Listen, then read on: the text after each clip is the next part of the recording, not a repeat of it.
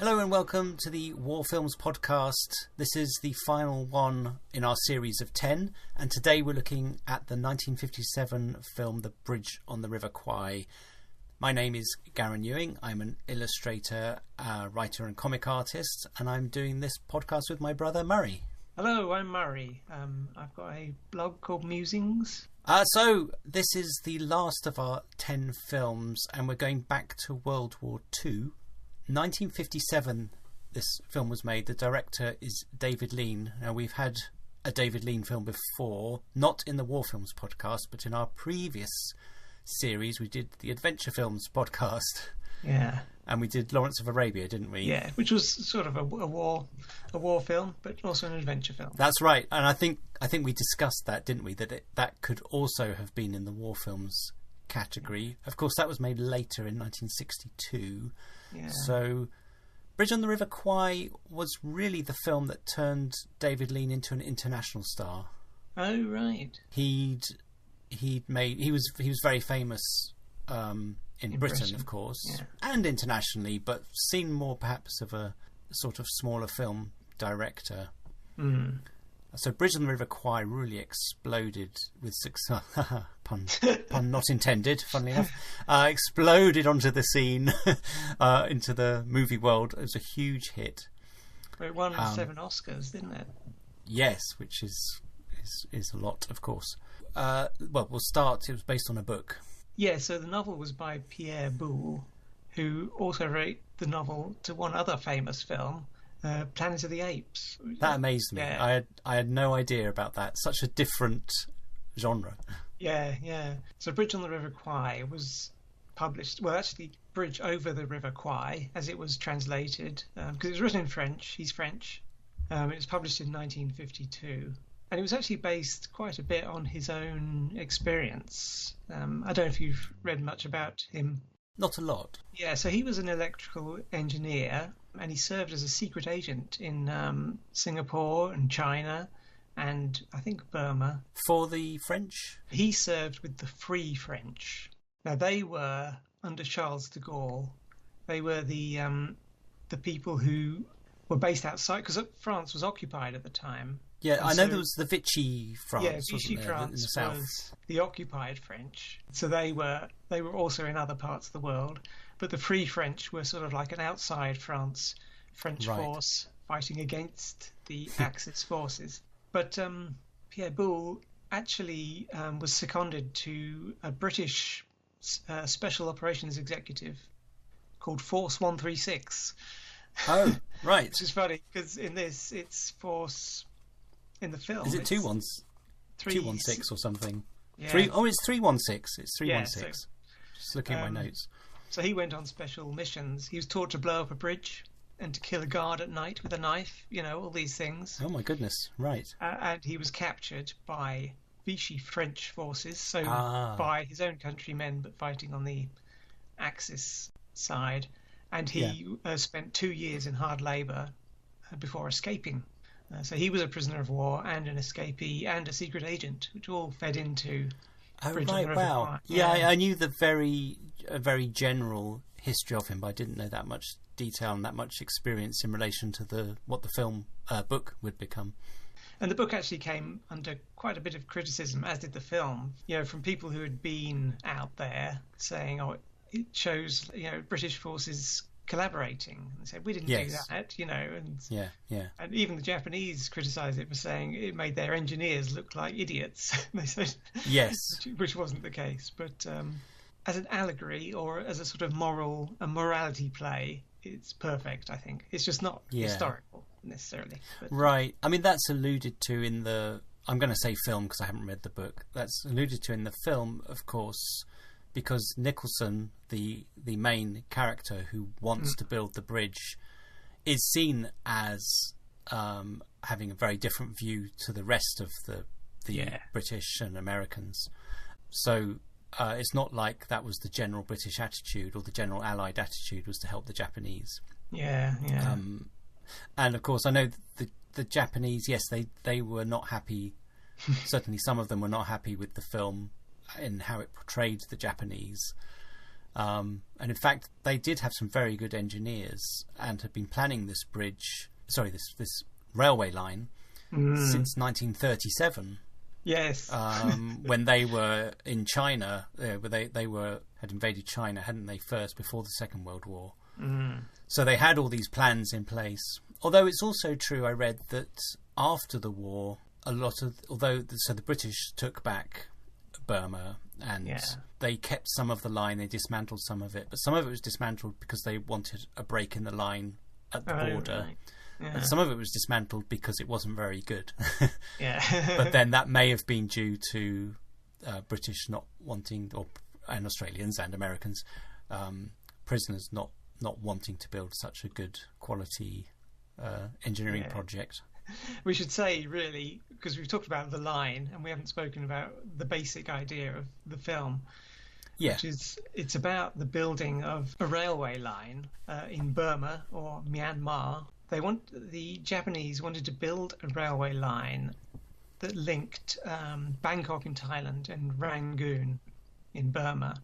Some of that was already existed, but so they needed to build 415 kilometers or 258 miles between Ban Pong in Thailand and Than Buzayet in Burma. I don't know if I'm pronouncing. Good attempt. Well done. Right, which is a major feat. And I mean, it's through jungle, over many mountains. rivers. 600 bridges, I read. Incredible. It became known as the Death Railway by some because, I mean, about 250,000 civilians and 60,000 Allied prisoners of war were forced to work on the railway, and about 16,000 of those prisoners died, and about 90,000 civilians died just because of conditions. Right. Yes. So it's pretty horrendous. That was another criticism of the film, actually, was that it didn't actually show just how bad the conditions actually were.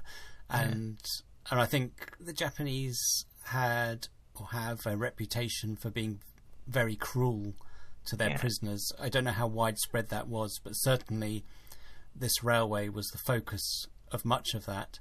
And I think after the war, 111 Japanese officers were tried for war crimes. The Death Railway was considered a war crime.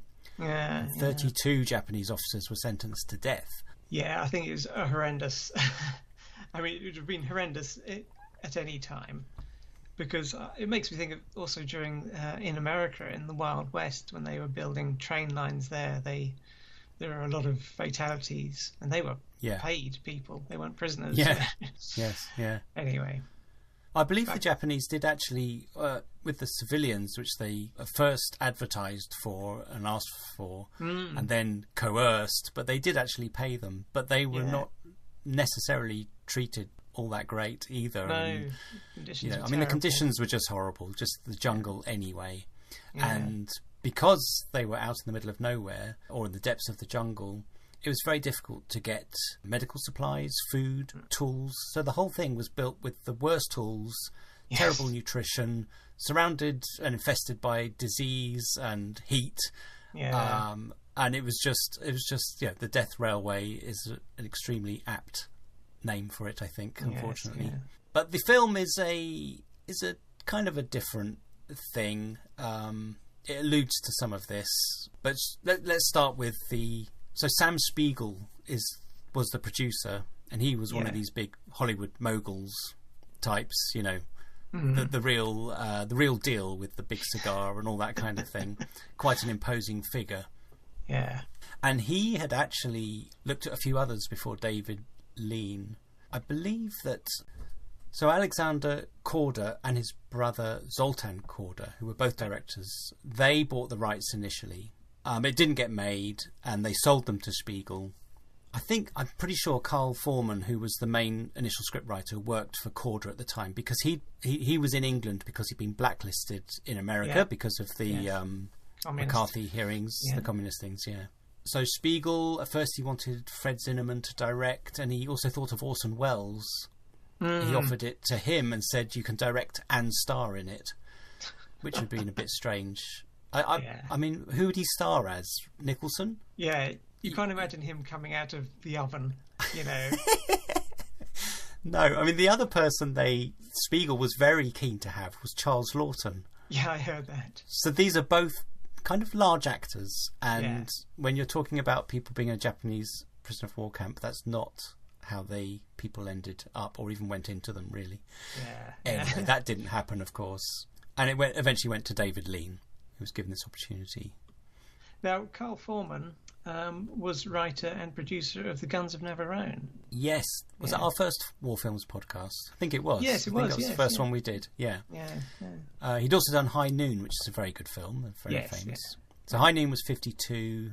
Guns of Navarone came later, 1961. And yes, he wrote the initial treatment of the book. He changed it quite a bit. By the time David Lean came on, he loved the book, really inspired him, and hated Foreman's script a lot. Yeah. And asked for some changes, which Foreman did do, but he still wasn't totally happy, and I don't think they particularly got on very well. Now, one thing I heard about David Lean at the time is he just had a divorce. He'd been through a divorce, and it cost him a lot, and he was in tax exile from Britain. Yeah, I think they went to the Bahamas or something to sign the contracts because he couldn't go to England at the time. He flew over it, and he looked down at his green England and felt a pang of homesickness, of missing it. Yeah, homesickness. Yeah. So did Lean started working on the script, didn't he? Yeah, he did quite a lot of work on it, actually. I mean, even if it was at first, he sent a whole load of suggestions to Carl Foreman to introduce, and he eventually said, "Look, I can't work with him. He just doesn't understand it." Yeah. What David Lean's idea of the book, and Carl Foreman suggested a fellow exile, Michael Wilson, who had also was out of the States, but in between them, Calder Willingham was brought in. He did Parts of Glory, which is another of our war films in 57, the same year actually, and The Graduate, and also Spartacus. A couple of Kubrick films there, but Lean definitely didn't get on with him, and I think he stayed a very short amount of time in Ceylon as it was then, Sri Lanka now. Excuse me if I mix up the two terms. Same with Burma. You have to remember now it's Myanmar, isn't it? Yeah, although I was looking that up because I thought, I bet Burma is one of those names that the British imposed on it. But in fact, Burma and Myanmar are both names that the Burmese accept. They come from the same root, even though they sound differently. Apparently, okay. Oh, that's good to know. So anyway, Michael Wilson came on. The whole screenwriter thing was an interesting mess, actually, because of course the screenplay won an Oscar. Yes. And who was named because of the blacklist? So Carl Foreman and Michael Wilson both being blacklisted. Neither of them were named, and it was Pierre Boulle who was put down as the screenwriter, even though he hadn't written a word of it. Yes. He wrote the novel, of course. And it wasn't until 1984 that their names were, Carl Foreman and Michael Wilson's names were put down as the screenplay. But David Lean still wasn't happy because his name never appeared on the credits as a screenwriter, even though he feels, and everyone's got their own story, he felt that he had written and shaped much of the script. Yeah. It's one of those things where there were so many different hands in it. And of course, by 1984, both Carl Foreman and Michael Wilson were dead, unfortunately. I did read that Carl Foreman was told that the day before he died that Bridge Over the River Kwai had won the Oscar. Right. That he'd not won the Oscar in 1984, that he'd be recognised as one of the writers and the Oscar winner. Yeah. So if that's a small comfort, but there are a few changes in the novel. Apparently, Pierre Boulle said, after he'd seen the film, he said, I wish I'd thought of those. So he approved of the changes. Yes, I think he did. But then again, he won an Oscar for it for free. So yeah.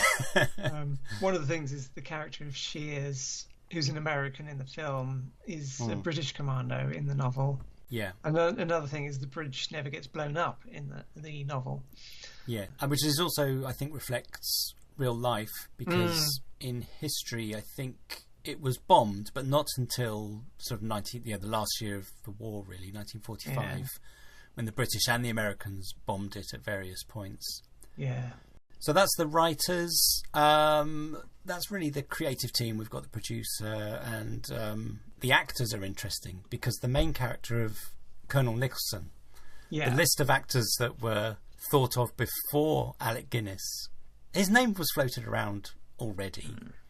But also Cary Grant.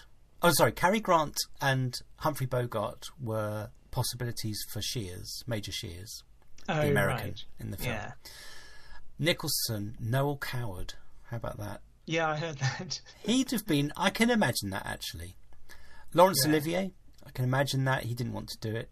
Spencer Tracy. I cannot imagine that. Charles Lawton, of course, we've already mentioned. Ralph Richardson was another one. Anthony Quayle, who was James Mason and Richard Coleman. These were all considered, and Guinness kept being suggested. David Lean didn't want Alec Guinness because but they'd worked together, though, hadn't they? Yeah, quite. In the Dickens films. So yeah. Great Expectations and Oliver Twist, which are both great. I love those films. And so Alec Guinness was already very famous.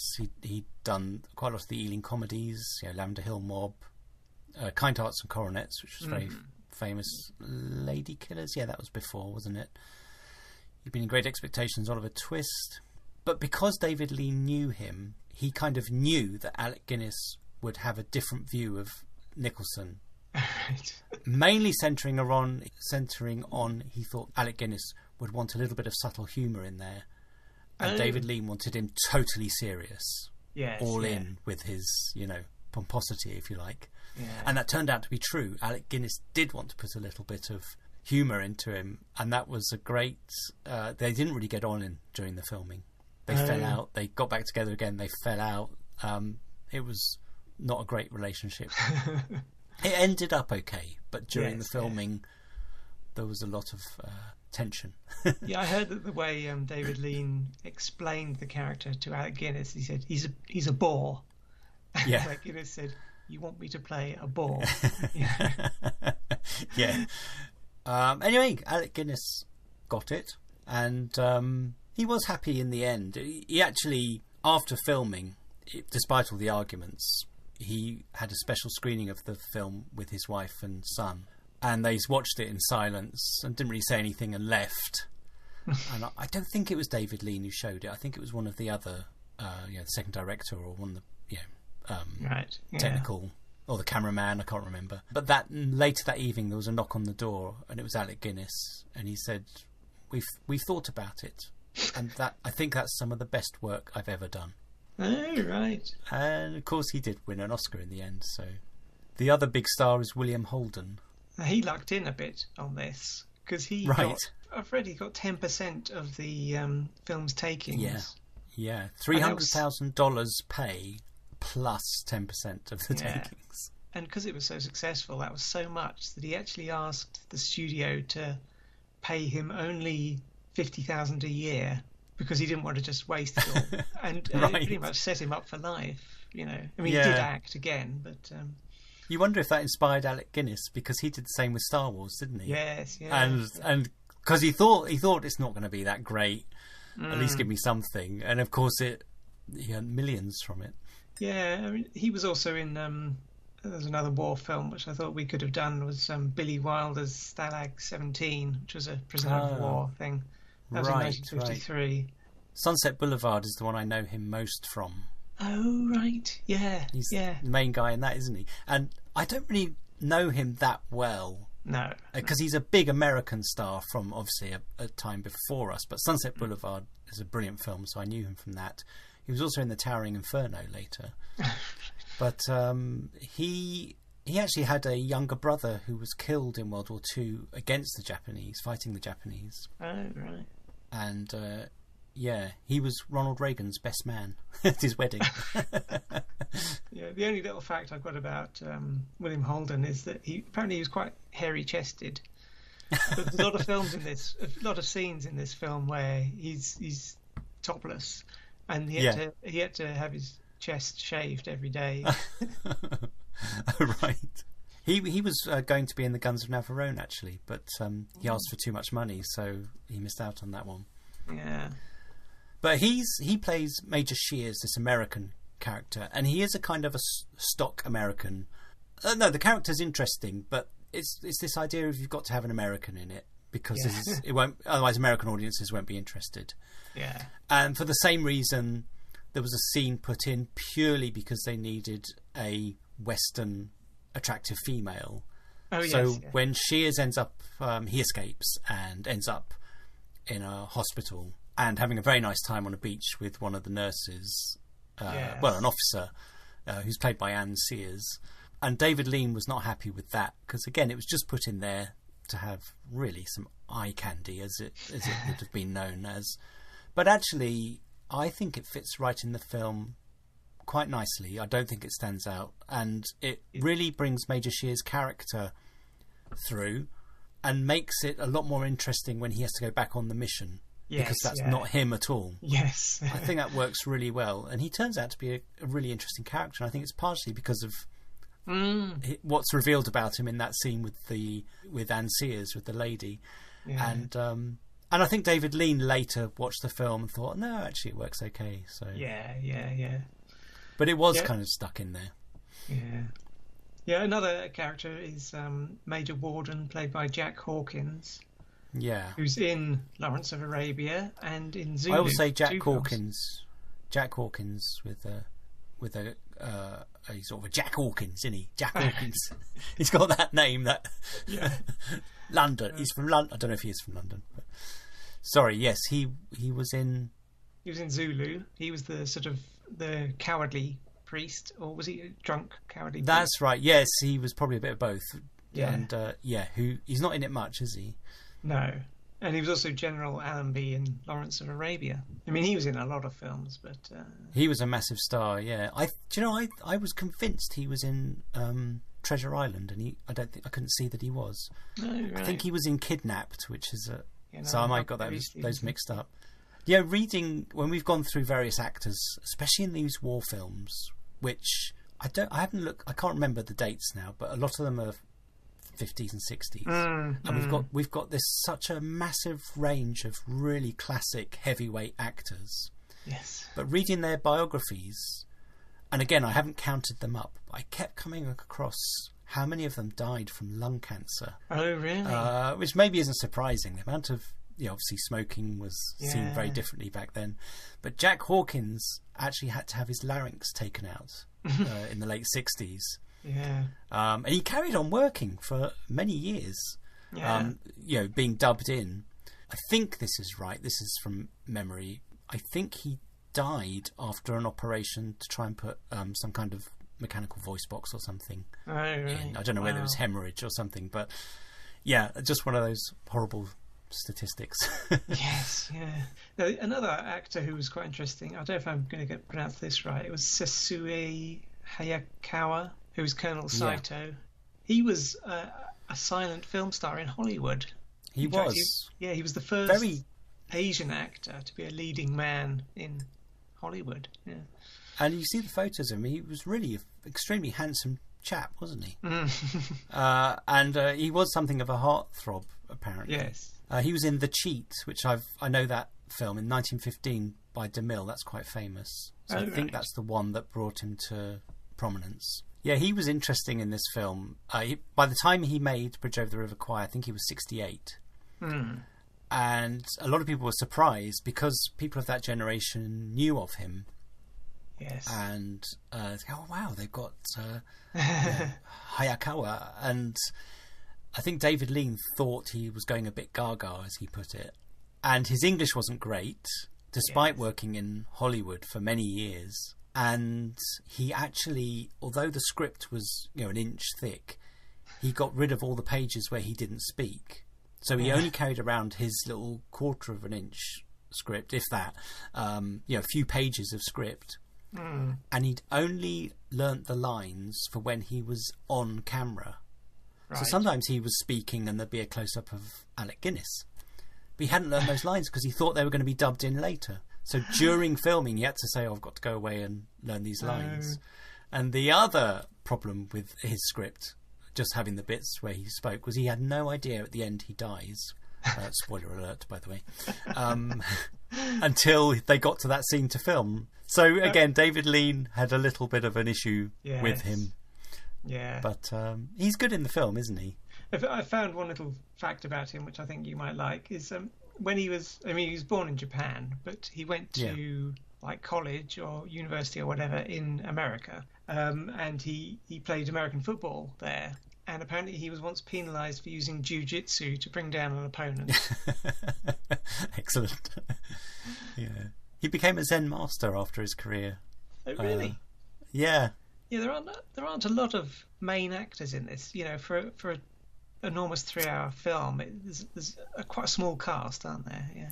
Yeah, well, yes, a lot of extras with all the prisoners. Yes. The other Japanese, well, there's quite a few Japanese actors in it, of course, but the other sort of main one, if you like, is he a Captain Kanematsu? He's played by Henry Okawa. Yeah, and he was in again, he worked in Hollywood quite a bit, but in a lot of Japanese films, especially Naruse. He's a really good director. If you know Ozu and what's his name, Kurosawa. Kurosawa, Ozu, the classic golden age of Japanese films. Naruse was another one. So Floating Clouds might be one of his most famous films, 1955, so only a couple of years before Bridge on the River Kwai. So Okawa played in quite a few Naruse films. Oh, right. So, Naruse is a big Japanese director, so he had a good pedigree there. There's James Donald played Major Clipton, the Doctor. He's a really interesting character in it. Sort of like the moral compass of the film, the one who's able to comment. Yeah, it's funny how doctors tend to be that. Because I'm thinking of Bones in Star Trek. He's like the heart, whereas the rational voice. Yeah, or the moral voice. Yeah, moral voice. Yeah. Yeah. James Donald, he worked with David Lean before, In Which We Serve. He was later in The Great Escape, and also Quatermass and the Pit. And the other Quatermass and the Pit, connection. Is it Andre Morel? Yes, he was in the TV version of Quatermass in the Pit in 1958. He was Quatermass, wasn't he? Yeah. There was a different actor for every Quatermass series and film, I think. Right. Oh, okay. But I think he's the one I like best. I recognise him most. He played, I think he did anyway, I hope I got this right. He played Watson in Hammer's Hound of the Baskervilles. Yes, yeah. And he was also, I didn't know this, but he did the voice of Elrond in Ralph Bakshi's Lord of the Rings. Oh!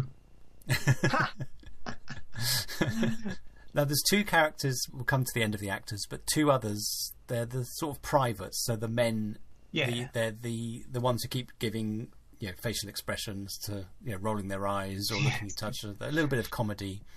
Percy Herbert and Harold Goodwin played Private Grogan, or he might be a corporal actually, I think he's referred to as a corporal. Grogan and Private Baker. Percy Herbert was in Guns of Navarone. Oh, right. And he played a character called Sergeant Grogan. And in this he plays Private or Corporal Grogan. And at first I thought, is that some kind of... was that his choice? Is it a coincidence?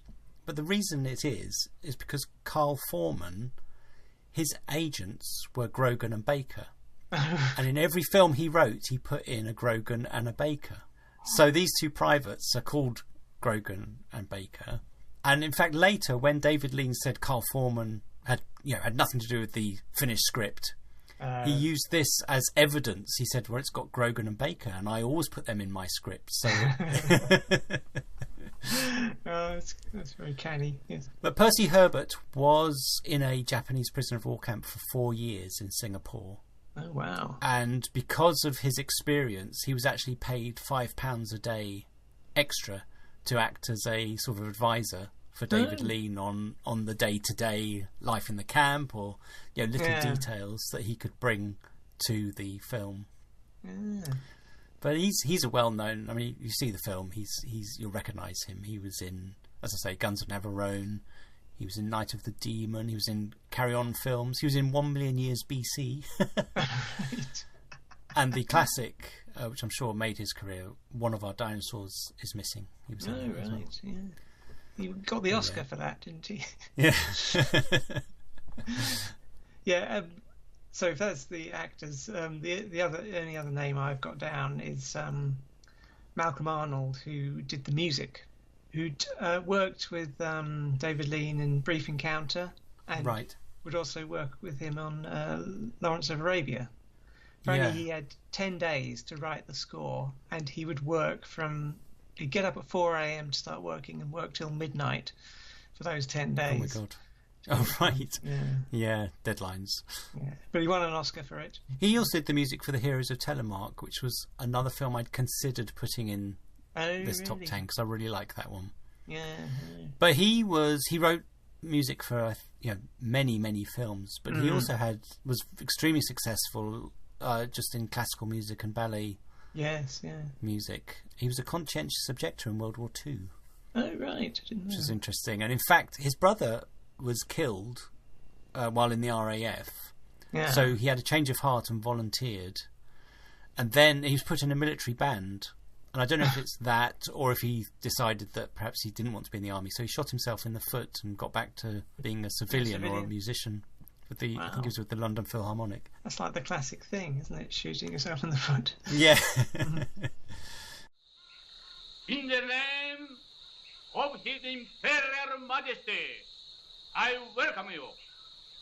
I am the commanding officer of this camp, which is Camp 16, along the Great Railroad, which will soon connect Bangkok with Rangoon.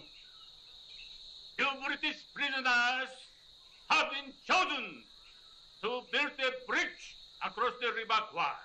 So it's set in Burma, as we've already said. It starts in February 1943, so in the middle of the Second World War, really. And this is Camp 16 on the route between Bangkok and Rangoon. I think this bridge that they're building is an actual historical bridge, Bridge 277, over the river. Right. Kwai, the Kwai Noi River, as it's actually called, but it's called the River Kwai here. Just to point out, that's all in Thailand, isn't it? The actual bridge, the historical bridge, or what's now Thailand. Maybe it was then as well. I don't know. But the filming took place across the sea in Ceylon, in Sri Lanka. Oh, right. On the east coast near Colombo.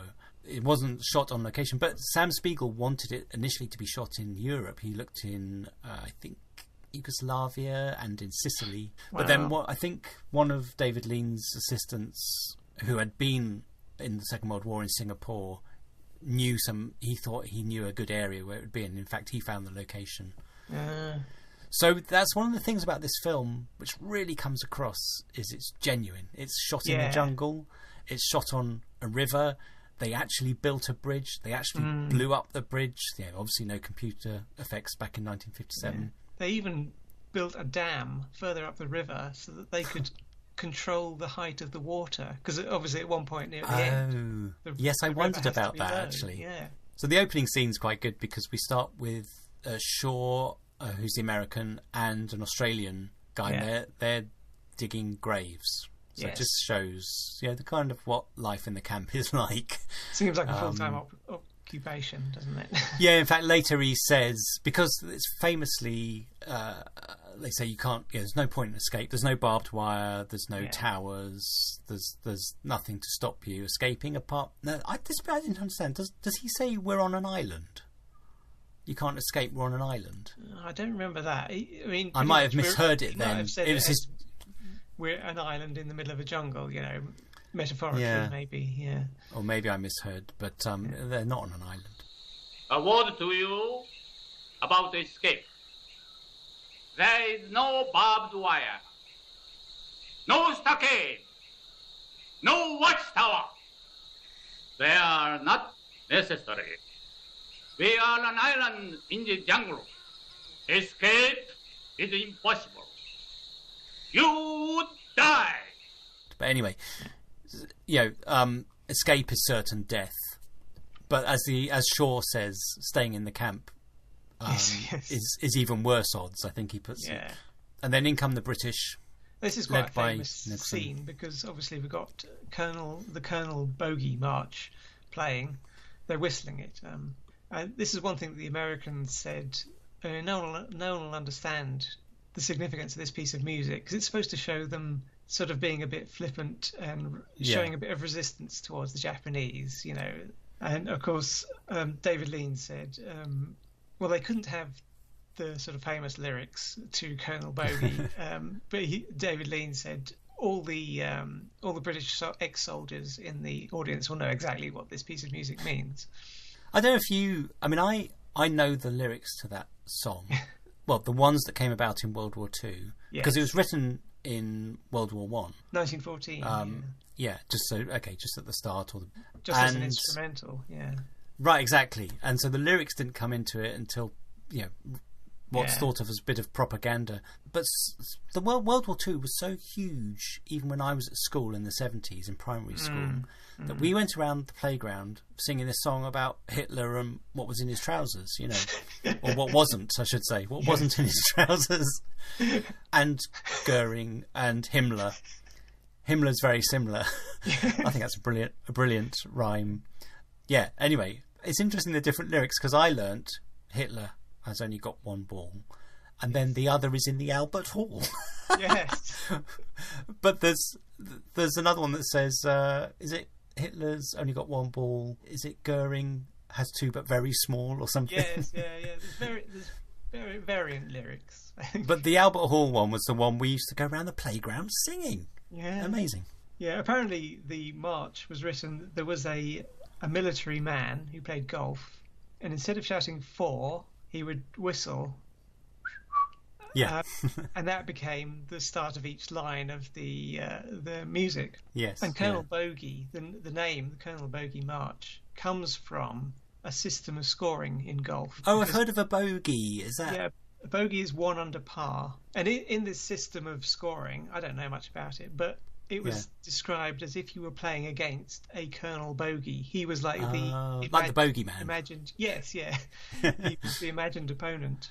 Right. And so that's good. I like that. Yeah. Anyway, it is absolutely iconic for this film, isn't it? Yeah. Probably where many people today would know it from. Although, as I say, we learnt it at school. Who knows how? It was still. It was one of those things from the Second World War that just was still affecting our culture. Well, I wonder if it sort of came back in, because of the film, a whole new generation. Well, that might be it, of course. Although it wasn't that long after the war, was it? Yeah. 57. Yeah. I mean, you think about it, 12 years. You think about 12 years ago now, you think, oh my God, that's not very long ago at all. No. Apparently, it was a bit of a nightmare to actually score, even though he already had the tune, because they filmed it, and obviously they couldn't use the sound from the filming. And because they had several different cuts, when it was all edited together, only Malcolm Arnold noticed that they were marching slightly different speeds in different cuts. Right. And so he had a bit of a nightmare trying to get it all line up, but it eventually did. They recorded it with 18 people whistling and 1 piccolo to keep them in tune. Right. and then a load of soldiers doing the marching sound. Yeah.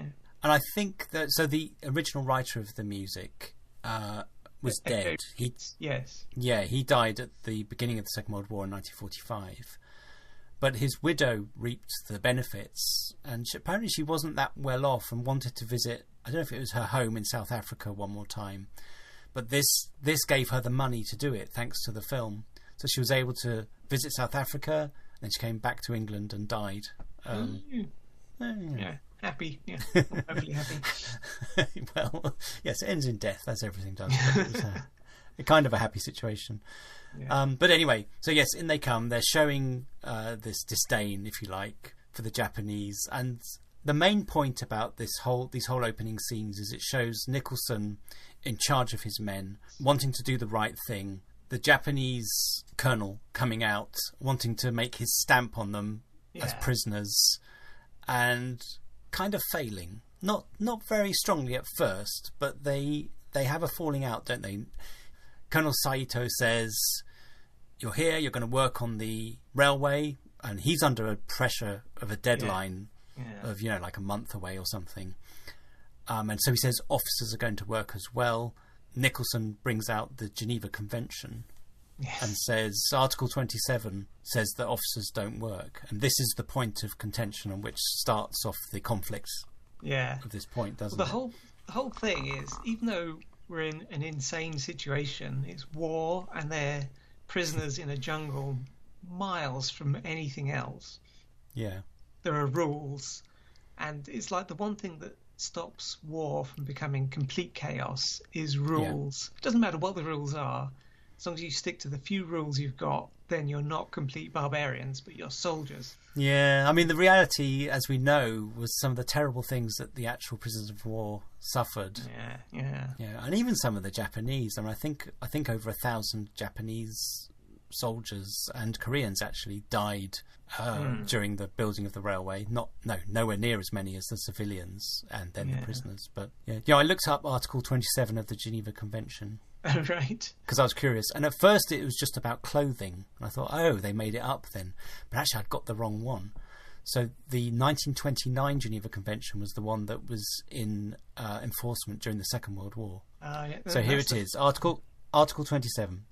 Belligerents may employ as workmen prisoners of war who are physically fit other than officers and persons of equivalent stature according to their rank and their ability. Nevertheless, if officers or persons of equivalent status ask for suitable work, this shall be found for them as far as possible. So there you go, Article 27. Yes, yeah. Colonel, I heard your remarks just now, sir. And I can assure you my men will carry on in the way one expects of the British soldier. And naturally, my officers and I will be responsible for their conduct.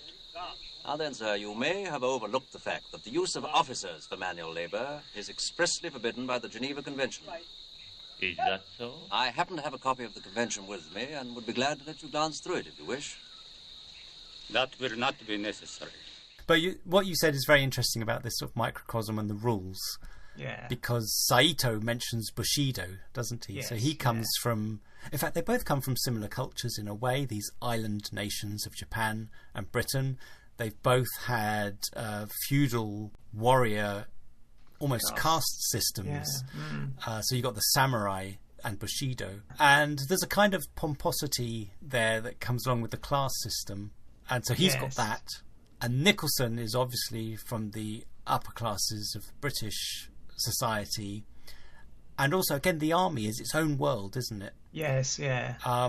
And it's actually mentioned later when the doctor, Major Clipton, goes to see Nicholson in the oven where he's been put as a punishment. He says, the men are going to die because Saito is threatening to use the men in the hospital. If the officers don't come out and work, he says they're going to die. And Nicholson says, yes, but it's the principle. Yes, yeah. It's crazy.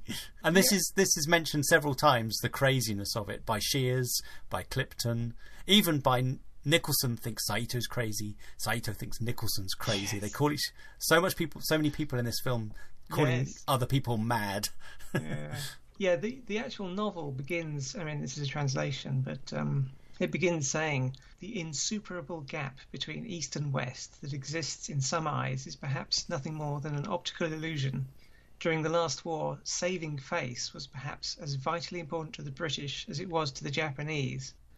So the way the novel starts, it's all about how they've got similar but slightly different, very strict codes. Yeah. And I thought a way of looking at it was, as you say, the Japanese have got Bushido, whereas the British have got cricket. Because at one point, Saito says, it's not a game of cricket. Yeah. But it's like the idea of taking trivial things like cricket very seriously and seeming not to take very serious things seriously at all, like life or death. Doesn't really matter as long as we stick to the rules, They're both sort of equally insane in such extreme conditions. You mean you intend to uphold the letter of the law no matter what it costs? Without law, Commander, there is no civilization. That's just my point. Here, there is no civilization. Then we have the opportunity to introduce it. So Saito says they've got to work on the bridge. The deadline is the 12th of May and officers have to work, but the officers refuse. So when the men go off to work the next day, the officers just stand there in the sun, refusing to do anything. And Saito brings in 2 men with a machine gun to threaten them, but still they just stand there. And then eventually Nicholson is put in the oven and the other officers are put in I think it's called like a punishment hut, but it's pretty much a bigger oven. Yeah. There's a scene where all the men sing, when Nicholson goes into the oven, they all sing "For He's a Jolly Good Fellow," which I think just, I don't know how you feel about Nicholson. Sometimes I have some sympathy with his point of view, and at other times I kind of hate all that class stuff where the men are seen as, it's a very British attitude, are seen as, oh, look at the men, look at the men, and they're all on their, with their caps in their hands singing "For He's a Jolly Good Fellow." The deference, that's it. But then again, another part of Nicholson's view is he seems to be doing all this not because he wants to build an amazing bridge, although I think that is obviously part of it, and not because he wants to help the Japanese at all, but for his men's mental health. Yes, yeah. Really, that's what it's about. And it's true, when he's in the oven, the work goes terribly. The Japanese don't know how to handle them. They can't handle them. They can't make them work. It's not a very good bridge anyway, so that doesn't help. And so he's right. When he gets out and gives them a project, let's make the best bridge we've ever done. Yeah. The men's morale comes up. It gives them something to focus on. It saves lives, actually, doesn't it? Really. One of his points is, if the men feel as though they're working under their officers' orders, they're soldiers. Whereas if they're working under the Japanese, they're slaves. So he says it's good for their morale just to have the officers telling them what to do, even if it is ultimately the Japanese project.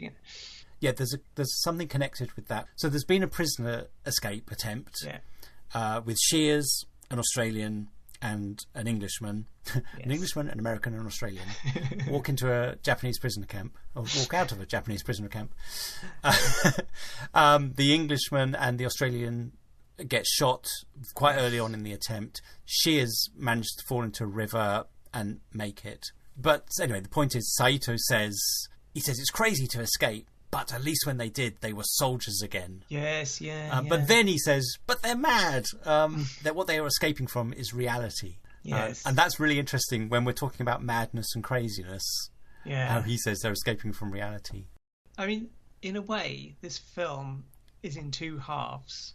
The first half, you're thinking that Nicholson is, you can admire him for sticking to his guns. Right. And doing it for his men's sake. In the second half, he starts to turn dark because he starts doing things just to get the bridge done, and he gets the people in the sick bay or whatever it's called to work. So it's almost like two halves. His character doesn't change, but your view of it changes, I find. I do love the scene where he's brought out of the oven a couple of times, but the one where he's brought out and sat down opposite Saito and he gets out his corned beef and Scottish whiskey or whatever it is, I love that turnaround where Saito starts by thinking he's going to get the better of Nicholson and give him some food, and then before you know it, Nicholson stood up, is telling him what's going to happen, is eating the food, because of course Saito says if he doesn't do it, he's going to have to commit seppuku, and that suddenly gives Nicholson all the cards, because he can now lord it over him, and it works. He gets, and as you say, eventually they get the men working. That's not quite doing it enough, so he gets the men in the hospital, and then the officers start helping out. So I was wondering, do you feel sympathy for Nicholson? Do you feel sympathy for Saito?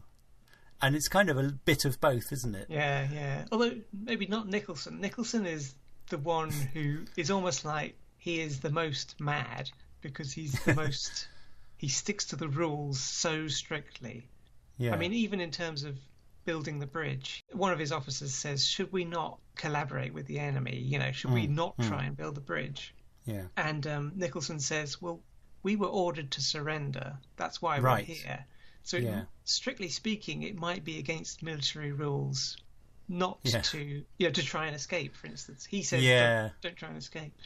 It's a very strict, rule-based way of looking at it, the situation. He may be reworking logic there to his own advantage. I don't know, but I think he is. But you can believe in him all the way, especially as he seems to be doing it for the good of the men, until the end. And just skipping to the end a little bit here, because he notices the wires. and he goes and tells Saito. He's really worried about them, that they're going to blow up the bridge. Yes.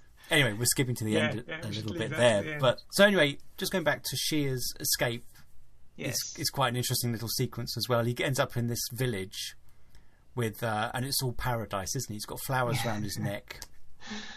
Isn't there a scene in Papillon a bit like that? Have you seen Papillon? Don't Where think they, so, no. Dustin Hoffman, although there was another version made more recently, and they escape from this Devil's Island.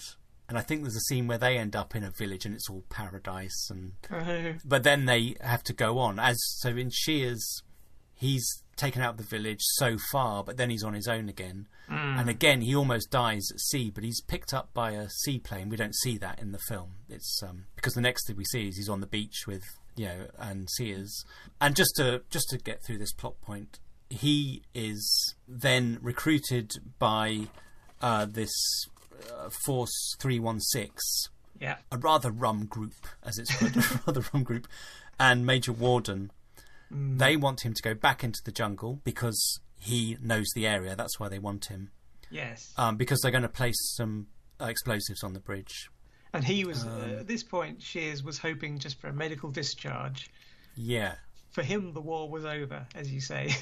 I mean, it turns out he's not a major. He impersonated a major. Yeah. And at first he thinks that's his route out. At first he thinks, right, I can admit to all this and they'll get me out. But actually they knew about that. Yeah. And because of that, the Americans have turned him over into the control of the British, who can pretty much order him to go. Yeah. Although they treat him very nicely, actually. Although one of the funny things is they're going to parachute into Burma. And they realise he hasn't had any parachute training. And they do a quick sort of calculation and say the risk of injury on training is like 50% injury per drop. So they say there's no point in training you. You might as well just have your first parachute drop in the actual mission. That's funny, because at one point when he realises that, in that case, I don't have to do it. But they say, no, we're just going to drop you in. Yes. There's a scene where they bring in another member of the group who is Joyce. Lieutenant Joyce. Yeah. And he's also an interesting character. We didn't talk about him, actually. Who's he played by? Jeffrey Horn. All right. He's still alive, I think. He was born in 1933. I think he's still alive. So he must be 88 or something. My maths is not great on them that quickly, but I think he's around there.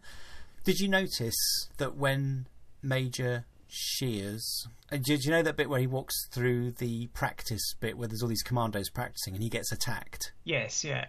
He's attacked by Joyce. Oh, I didn't notice that. No. I only noticed that on the second viewing because, of course, on the first viewing, he's just a guy being attacked. You don't see it until later. But because I now knew what he looked like, when I saw it again, I realised, it was Joyce that attacked him. Training attack, of course. Yeah, so he's Canadian, and he joined up in the British Army to fight. But it's made clear that he hasn't really been tested in combat yet, because they ask him, would you be able to kill someone with a knife? And he says, I hope I'd be able to, but you know that's going to come to the test. You just know. I like that bit where they show his honesty, where he is honest about it and says, I'm not sure. And that puts some doubt into Colonel Green's mind, but then Major Warden says, well, at least he was honest. None of us know if we can do it until we do it. Yes. And of course that becomes pertinent later on, because he is faced with a Japanese soldier in the jungle and having to kill him. He hesitates. Warden rushes in and kills him. We get a little bit of pathos because the Japanese soldier, who's a boy, isn't he? He's so young, dies, and he drops a family photograph, and you think, oh my God. And Warden gets shot in the foot.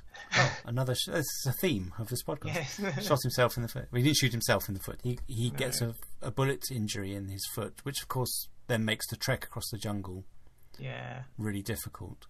I like the bit where they go to the Siamese village, and all the young men have been taken by the Japanese to build the railway line. So they can only take women as bearers now. And I've got this scene in my head, which I don't think it's not in the film, but where Major Warden probably says, go and find the 6 most attractive women in the village because they've got these young attractive women. I think I read that Carl Foreman wanted some kind of Amazonian female character that goes with them from the village, and this may be her divided into 6 in some way. I don't know, but it's quite funny. I mean, I like it because you see them battling through the jungle, and the men are all sweating and limping, and then the women carrying these huge weights. They're carrying all the baggage, and they're just sort of swanning along. Yeah, smiling at the men. Yeah. Oh dear. That may be a little bit where you start thinking, yeah. But, there's also this aspect of women insurgents battling against and invading because the men have been either killed or fighting. So you do get this. You've had it in the Soviets. It fits in with the resistance idea that you very much got women getting involved just as much as the men, and of course doing just as good a job. And they really, I mean, they even carry Major Warden, even though he doesn't want to be. They make a stretcher and carry him. Yeah, so all the while that Warden and Shears are making their way to the bridge, Nicholson has pretty much taken charge of building the bridge. Yeah. There's a great scene where him and his officers sit down to talk to Saito. Yeah, I love that. And they tell him what to do, and Saito can only say, "I've already given the order," because that's the only way of saving face, isn't it? I love the expression on his face, actually. Yeah. Through that whole thing, he's just sat there in bewilderment as these, 5 or 6 British officers show him their plans. And this is the bit where perhaps you could say it's a little bit, I don't know whether you'd say the term racist against the Japanese or anti-Japanese. Their engineer, maybe it's just him, but he takes his model around, backs out of the room with his tail between his legs, obviously in deep trouble. Because the British bridge is... Yeah, they decided that they're building it in the wrong place because the river there hasn't got a solid foundation. Which, of course, as we know, the Japanese in actuality surveyed everything years in advance. They knew exactly where to place the bridge. But it serves the film pretty well. But it is slightly uneasy that in come the British and make everything work. Yeah. But it is a funny scene where Nicholson says, could we have a cup of tea? And then the next thing is, could we have our dinner, please? We'll carry on working. Yes. Yeah. But he is saying, Saito's worried about his deadline. And there is Colonel Nicholson saying, we're going to work twice as fast. Oh, I'd like some of your men to help out. We won't give them as tough a thing, although it will create a healthy competitiveness. Talking of deadlines, I love also the scene where Saito's showing his engineer the calendar, and they look through the months, and it's got an attractive pin-up lady, and every month you go down, she loses a few more of her clothes, so they don't get too far along it. But it was quite fun. I thought, I hope they've only got a couple of months to do this, because they won't show December, that's for sure. Yeah, but at this point, Nicholson is basically focused on the bridge. It's almost like he's forgotten there's a war. Yeah, he's doing it partly for the mental health of his men, as you say, but also the pride of building this bridge, not just for now, but for future generations. He's thinking, once someone suggests that they use a certain type of wood because it'll last 600 years, he thinks, we could build this as a permanent structure. Well, part of this is put into sharp focus where there's this great scene where the commandos are up in the jungle looking down at the bridge, and they say, there's a poor British officer down there, he's on his knees. And then we zoom down and we see it's actually Nicholson and a group of officers putting up a wooden plaque that says this bridge was designed and constructed by soldiers of the British Army, February to May 1943, Lieutenant Colonel L. Nicholson, DSO, commanding. That really shows perhaps that it's not... Okay, so we thought for the good of his men, for the pride of the British Army, but the fact he puts his name up on it and there's a plaque, you start to wonder about some of the motives. Actually. Well, later there's a scene when the bridge is built between him and Saito, and Nicholson says that he's hardly been home. He's been in the army for... like 10 years or something. 28 years, I think it was. 28 years, and he's hardly been home 10 months, and he's saying, what have I got to show for it? Yeah. And it's this bridge. Yeah, that's the one thing. that's the point at which he drops his swagger stick by accident into the water, and it's quite a funny moment. Saito says they're on the bridge and the sunset, and Saito says beautiful, and I think he's referring to the sunset. Yes. And Nicholson says, yes, it's an excellent bridge, isn't it? And then Saito says, oh yes, it's a beautiful bridge. Yeah. Sir, are you convinced that building this bridge is a good idea? Are you serious? Yes, sir. A good idea? Well, take another look, Clifton.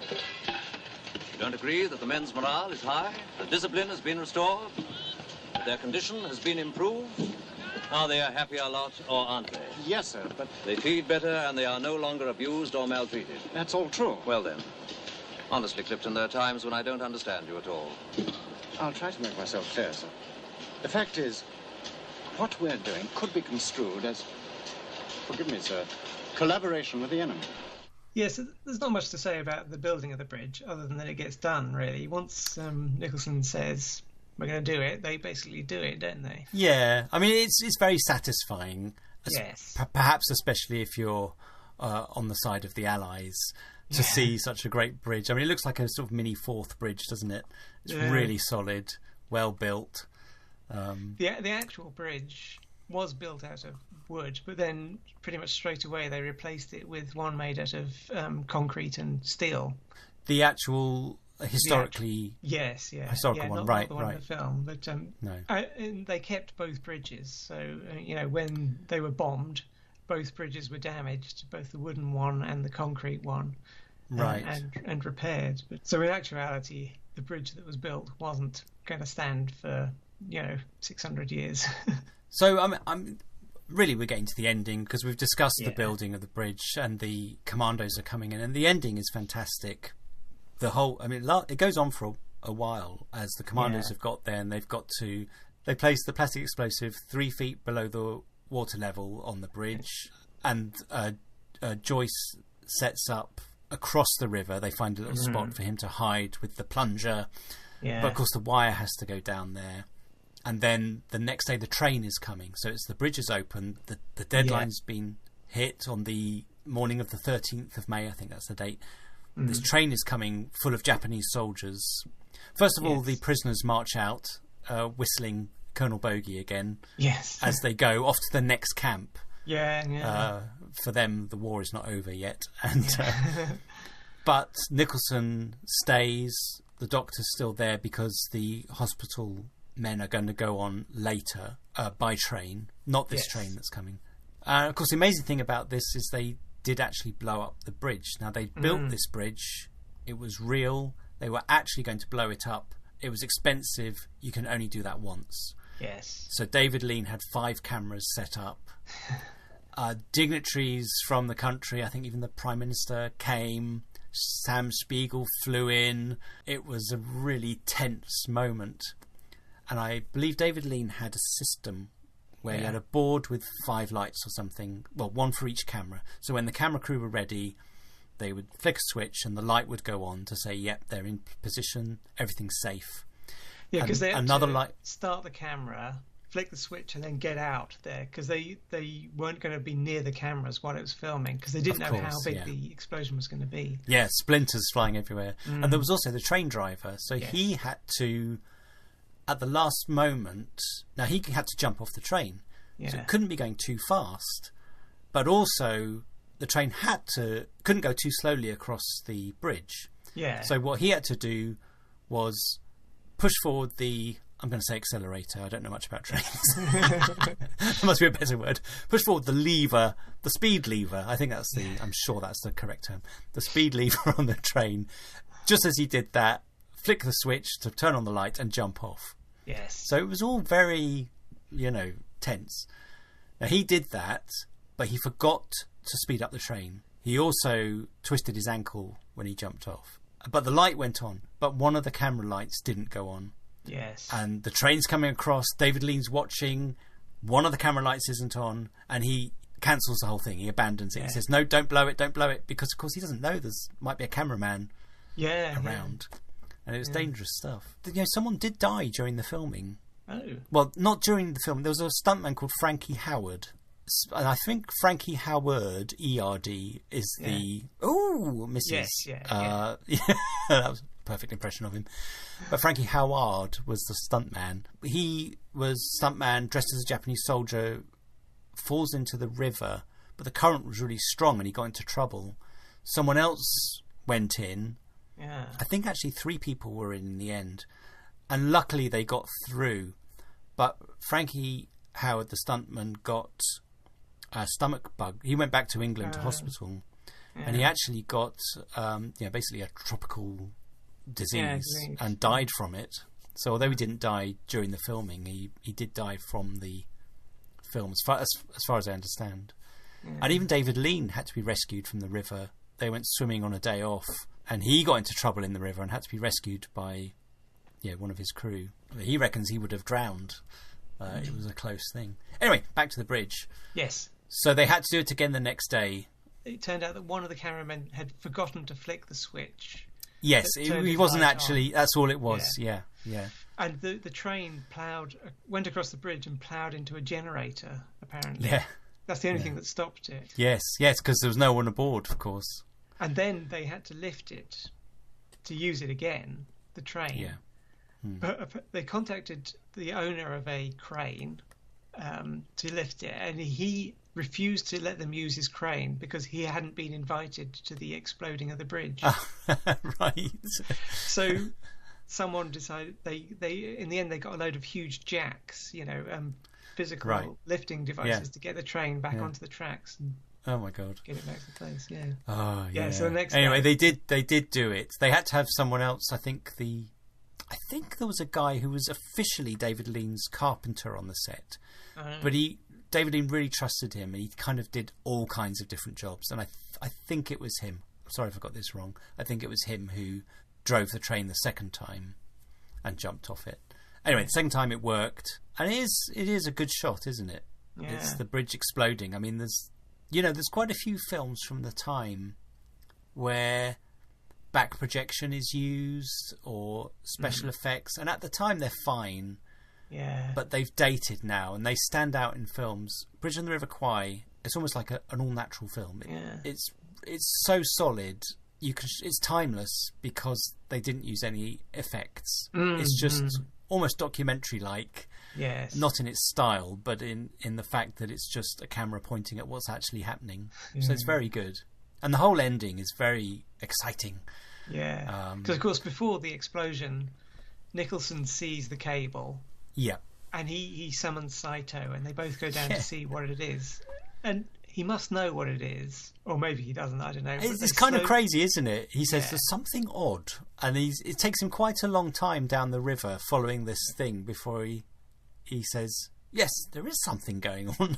Yeah. And even then he doesn't grab the cable until... I suppose he could think it could be a rope or something, so maybe he may not be sure. Now, apparently, I don't know if you've heard this, apparently David Lean and Alec Guinness had, on the day, they were still talking about whether he deliberately fell on the plunger. Off the explosion. The plunger, or whether it was an accident. They couldn't decide. Because right near the end he says, what have I done? As though he realises he's been working with the enemy and he was about to... Yeah. But then he's shot and he falls on the plunger. And is that deliberate or is it What not? do you think? It doesn't... I mean, I'd like to think that he would do it because he says, what have I done? So he comes to his senses. Yeah. But it's clearly he's been shot and it looks like it's by accident that he falls on it. So it's interesting, isn't it? I agree. He does say, what have I done? So that seems like a realisation. But when he's falling, he looks really out of it. But he kind of looks like he's trying to stay conscious as well. It's brilliant acting, actually. Yeah. And he does fall on it. And I think he was heading that direction. Yeah. That's what I like to believe. What do you think of the bit where he says, what have I done? Is that too sudden a turnaround? What leads up to that? Why is he 1 minute showing Saito, revealing the fact that there's obviously something going on? Yeah. And then suddenly, what have I done? What's that realisation? Well, I can't remember the exact order of events, but of course Joyce gets killed. Yeah. Right in front of him. And is it seeing that could him? bring to home that they're at war rather than building a bridge. Yeah, he's been in this microcosm world of the Japanese prisoner of war camp so long that he's forgotten. And when he sees Joyce lying there dead, one of his allies, what have I done? That I like that. That makes sense. I'll go with that.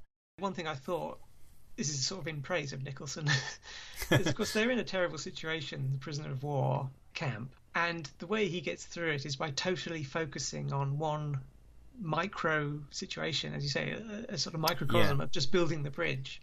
I mean, that's a good way of getting through that terrible situation, but obviously he does it to the expense of forgetting that they're actually in a war. And this is the point where he comes out of it. And of course Shears gets killed as well. Gets shot, and he doesn't really have much of a death scene. He just goes under the water, doesn't he?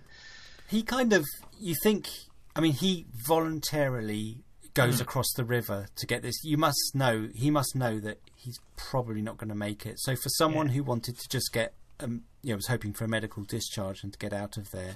I mean, obviously when he's in the situation, that happens. And you kind of think, overall, is it, okay, so how many lives were lost? Let's just talk about the commando operation, sending in.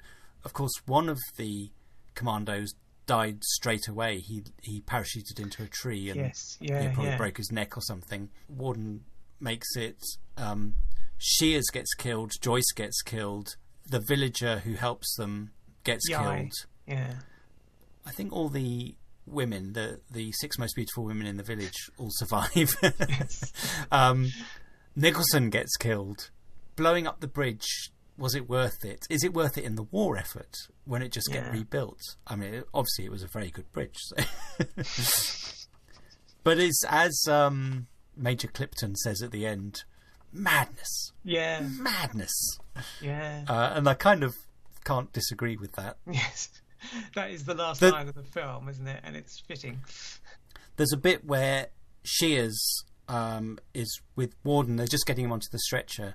And Warden doesn't want to get on, but he's going on about the rules. They're always going on about the rules. Nicholson's into the rules, Saito's into the rules, Warden's into the rules.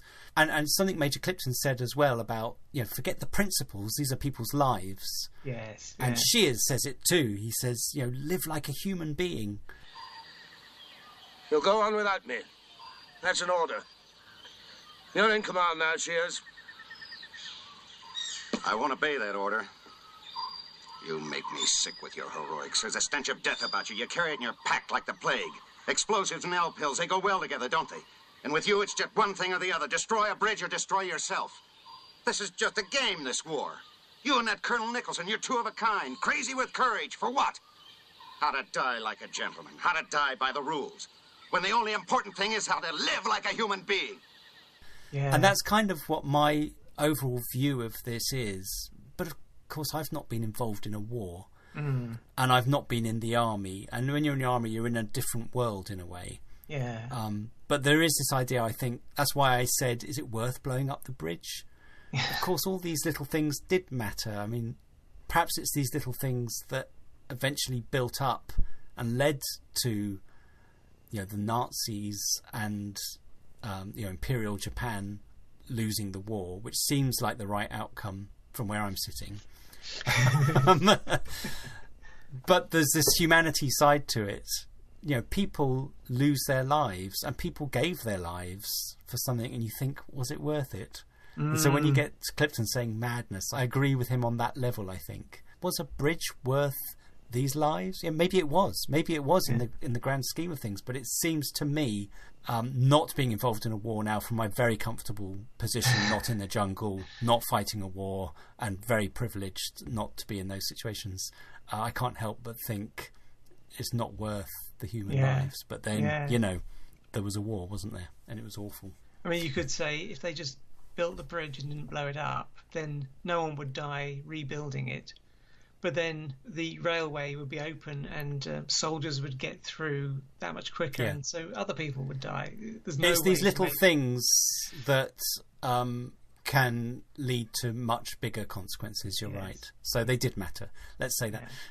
I mean, so just to end off, I think basically this film is saying war is crazy. Yes. And it kind of, this shows it is, but it also shows some of the intricacies and contradictions, but also the fact that perhaps it needs to be crazy if it happens at all, which is obviously very sad indictment of humanity. But anyway, overall, I think a really good film, and I watched it twice in fairly quick succession and was not bored the second time. I really got into it again.